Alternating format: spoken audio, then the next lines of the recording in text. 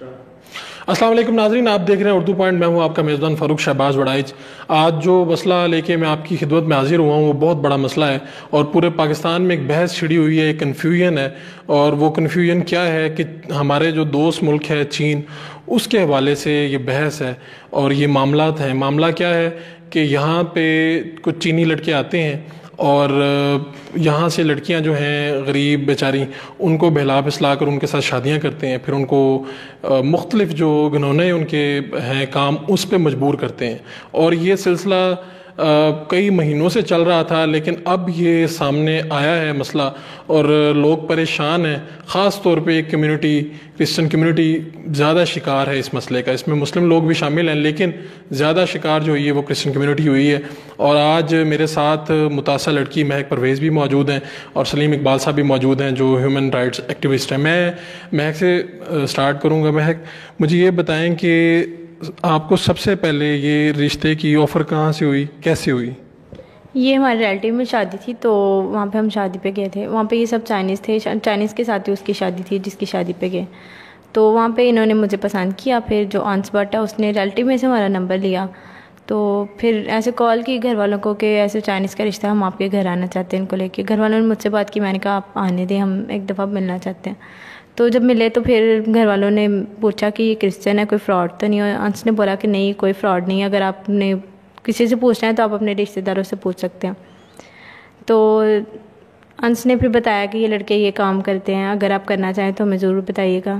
رشتہ داروں سے پوچھا، انہوں نے بولا کہ ٹھیک ہے آپ کر سکتے ہیں، کوئی فراڈ نہیں، ہم نے بھی تو اپنی بیٹیاں دی ہیں. پھر انس نے ہمیں میڈیکل کے لیے بلایا اور پھر اس نے 2 دن بعد بولا کہ ہم شادی کرنا چاہتے ہیں، نہیں تو چائنیز چلے جائیں گے. پھر چائنیز نہیں آئیں گے. 1 ماہ سے پہلے ہم نے شادی کرنی ہے. 2 دن کے اندر میری شادی ہو چکی تھی.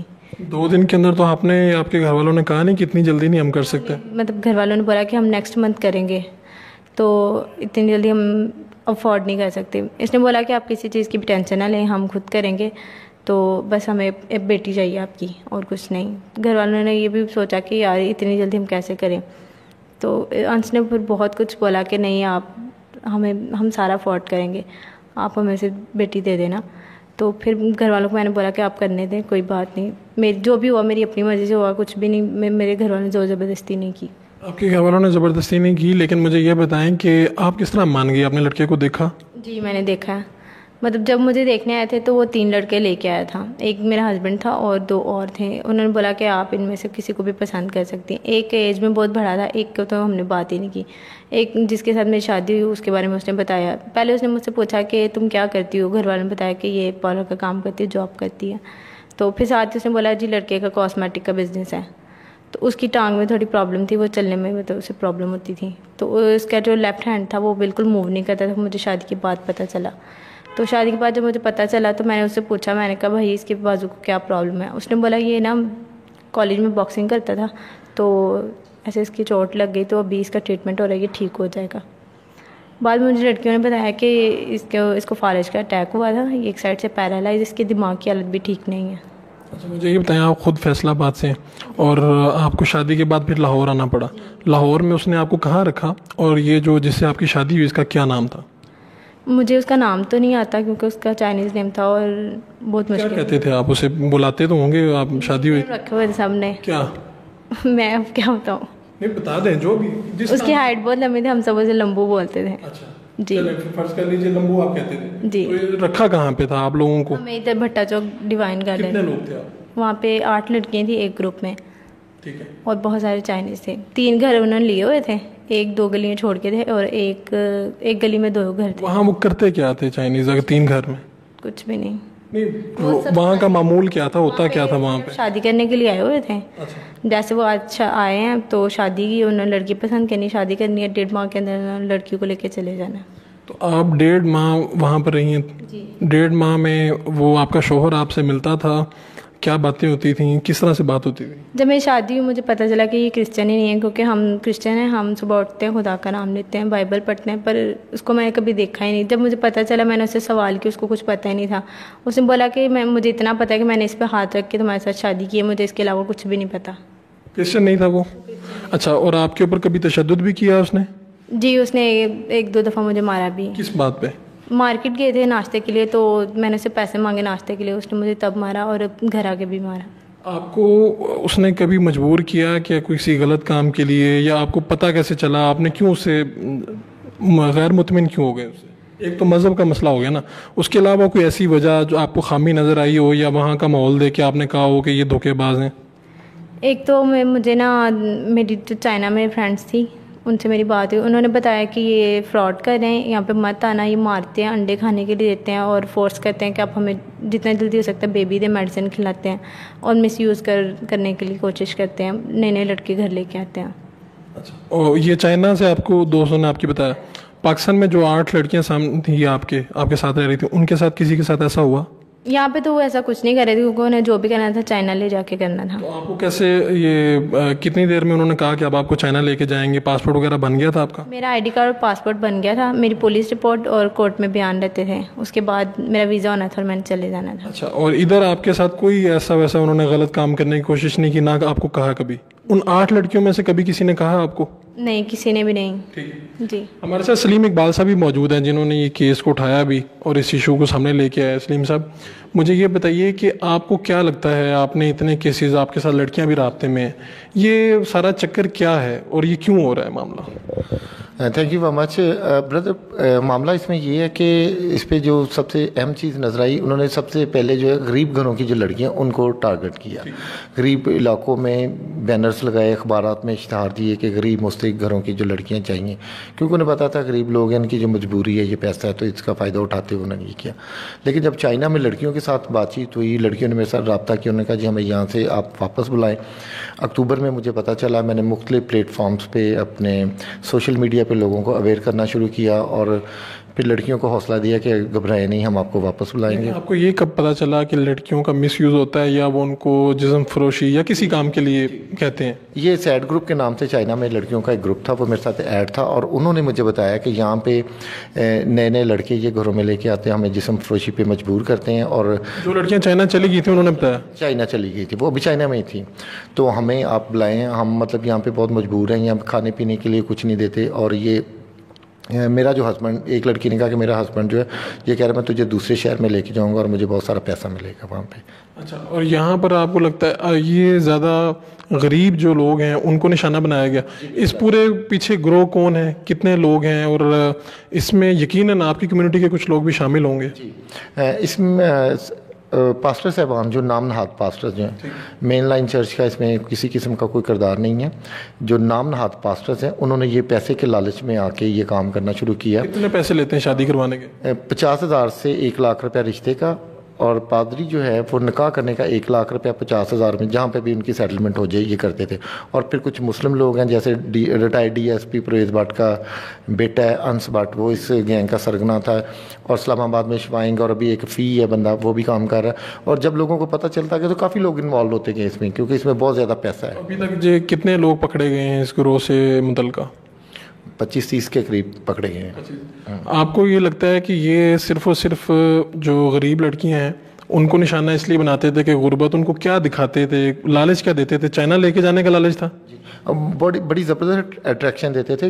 جب رشتے کے لیے جاتے تھے موبائل فون پہ بڑی زبردست کوٹھیاں دکھانی, فیکٹریاں دکھانی, ماں باپ کو کہنا کہ یہاں پہ سی پیک کے لیے یہ آئیں, یہاں پہ فیکٹریاں لگیں گی, گھر خریدیں گے, ان گھروں کے اور ان فیکٹریوں کے مالک آپ ہوں گے, سارے رشتہ دار آپ کے سیٹ ہو جائیں گے, آپ بھی سیٹ ہو جائیں گی, اور لڑکی جب وہاں چلی جائے گی اگر آپ کہیں گے تو وہاں سے آپ کو پیسہ بھی بھیجتی رہے گی, اور بڑی زندگی کے بہت زیادہ سہانے خواب جو یہ دکھاتے تھے. اب غریب لوگوں کے لیے یہ بہت بڑی باتیں ہوتی ہیں.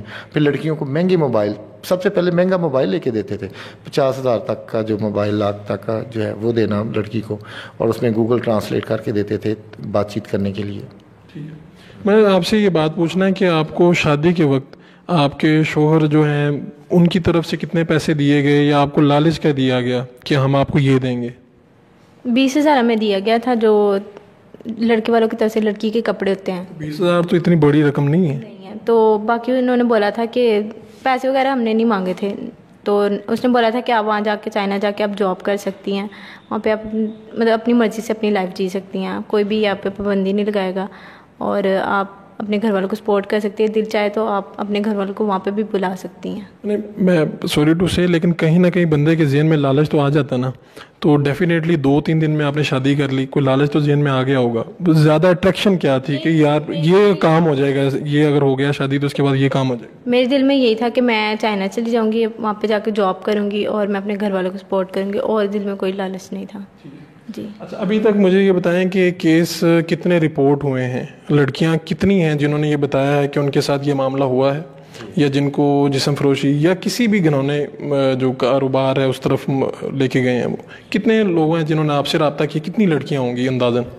میرے ساتھ تو 15-20 لڑکیاں جو ہیں انہوں نے رابطہ کیا تھا، اور مختلف جگہوں سے فون بھی آتے تھے. اب معاملہ یہ ہے کہ اگر لڑکیاں وہاں پہ خوشحال ہوں تو یہ ایشو ہی کیوں اٹھتا؟ اس کا مطلب ہے کہ جو لڑکیاں یہاں سے گئی ہیں وہ خوشحال نہیں، وہاں پہ خوشحال نہیں ہیں، اور اپنی عزت کی خاطر وہ کیا کہیں کہ کس بات سامنے نہیں آ رہی، وہ رپورٹ نہیں کر رہی، اور ان کے خاندان والے نہیں آنے دیتے سامنے. بالکل ایسا ہی ہے. اب ان کی غیرت جاگ گئی ہے. میں تو کہتا ہوں کہ جب ان لوگوں نے پیسہ پکڑا تھا تب ان کی غیرت کہاں تھی؟ اب جس خاندان سے بھی بات کرتے ہیں وہ کہتے ہیں جی ہم نے پیسے نہیں لیے. ہم نے بہت سے کیسز ایسے بھی ہیں جس میں جو پاسٹر صاحبان ہیں اور جو بیچ میں دلال تھے وہی پیسہ کھا گئے، لڑکی والوں تک پیسے آنے نہیں دیے.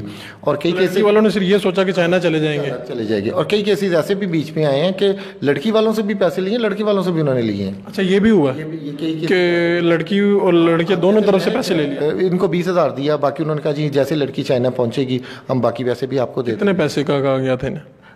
3 لاکھ 4 لاکھ تک. 3-4 لاکھ کے وہاں پہنچنے کے بعد. اور اس کے علاوہ وہاں پہ گھر شہر بھی اس طرح کے لالچ بھی دیتے ہیں. جو شور شرابہ کرتے تو ان کو دے دیا جاتا تھا. ابھی تک آپ کے خیال میں کتنی متاثرہ لڑکیاں ہیں جو آپ کے علم میں ہے کہ یہ اتنے کیسز ہوں گے جو وہاں پہ جا چکی ہیں لڑکیاں پاکستان سے؟ 1200 کے قریب جو ہے شادیاں ہوئی ہیں. آج مجھے ایک فون کال اسلام آباد سے آئی ہے. انہوں نے کہا جی اس کے پاس 250-300 نکاح ہے. اسلام آباد میں کوئی عورت ہے وہ انوالوڈ ہے اس کام میں. انہوں نے کہا جی اس کے پاس کوئی 250-300 کے قریب نکاح ہوں گے جو اس نے کروائی ہیں، اس کے پاس موجود ہیں.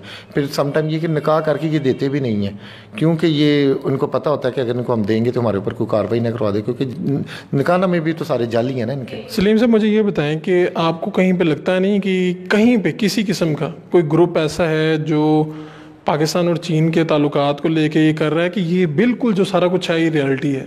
نہیں، کوئی گروپ کی ایسی بات نہیں ہے. یہ چند لوگ ہیں جو یہ پاکستان اور چائنا کے تعلقات خراب کر سکتے ہیں. ہم بلیو کرتے ہیں کہ ہمالیہ سے اونچی اور سمندر سے گہری دوستی ہے ہماری، لیکن یہ چند لوگ ہیں. میں نے شروع میں ہی رونا شروع کر دیا تھا کہ یہ اس کی وجہ سے دیکھیں اب چائنیز کے 10-10 12-12 گینگ جاتے ہیں. اپنی پریس کانفرنس میں میں نے یہ پوائنٹ اٹھایا تھا کہ خدا نہ کرے اگر کوئی دہشت گردی ہوگی تو کیسے ہمارے تعلقات کس طریقے سے خراب ہوں گے.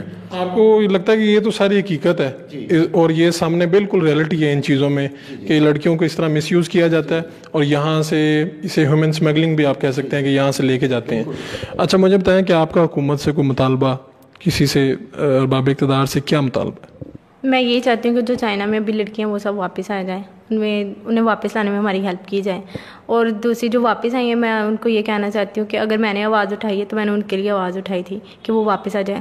اب انہیں چاہیے کہ وہ آواز اٹھائیں جو وہاں پہ پھنسی ہوئی ہیں وہ واپس آ سکیں. آپ کی پرسنلی کتنے دوست یا کوئی رشتہ دار ہیں وہاں پہ؟ جی کتنی؟ وہاں پہ کافی ہیں. کافی. اور ان سب نے بتایا کہ ہمارے ساتھ یہاں پہ ظلم ہو رہا ہے، مارا جاتا ہے اور مس یوز بھی کیا جاتا ہے. لڑکے لے کے آتے ہیں پر یہ کہ وہ اپنے روم کا دروازہ نہیں کھولتی. ٹھیک ہے. یہ سارے معاملات ہیں ناظرین آپ کے سامنے. پاکستان میں جو یہ معاملہ سامنے آیا اور یہ بہت بڑا اسکینڈل ہے. ابھی یہاں پر ادارے کام کر رہے ہیں اور بہرحال یہ جو پروپیگنڈا بھی ہے ایک طرف کے کئی کچھ گروپ ہیں وہ پروپیگنڈا کر رہے ہیں پاکستان اور جو چین کی دوستی ہے اس کے خلاف. لیکن یہ بھی حقیقت ہے جو مہک جیسی لڑکیاں سامنے آ رہی ہیں اور سلیم اقبال صاحب جیسے لوگ کیس اٹھا کر سامنے لا رہے ہیں.